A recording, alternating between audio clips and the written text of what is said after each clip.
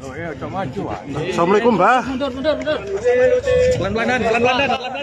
Sederalun, kejadian perampokan yang menimpa Wali Kota Blitar, Jawa Timur, Santoso saat berada di rumah dinas mulai terungkap setelah polisi menangkap 4 tersangka dan masih memburu 2 tersangka lainnya.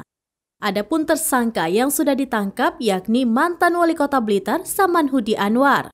Peran Samanhudi Anwar dalam perampokan ini yakni memberikan informasi terkait tata letak rumah dinas Wali Kota Blitar, tempat penyimpanan uang, keamanan, jalur pelarian, dan waktu yang tepat untuk merampok.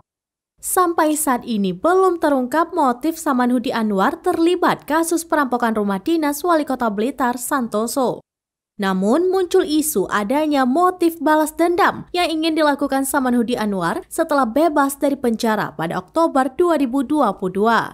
Belum diketahui kalimat balas dendam yang diucapkan Samanhudi Anwar ditujukan kepada siapa.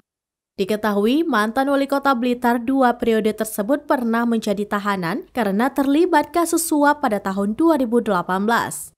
Setelah mendekam di penjara selama 4 tahun 4 bulan, Samanhudi Anwar bebas dan disambut para pendukung di rumah pribadinya di Blitar, Jawa Timur. Meski pernah di penjara, ia mengaku akan tetap terjun ke politik dan melakukan balas dendam karena merasa dizalimi. Wali Kota Blitar, Santoso, tidak menyangka Samanhudi Anwar terlibat dalam perampokan yang dilakukan pada dini hari di rumah dinasnya.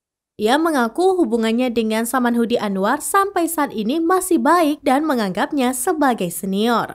Namun Santoso belum pernah bertemu lagi dengan Samanhudi Anwar sejak mantan atasannya tersebut bebas dari penjara pada 10 Oktober 2022.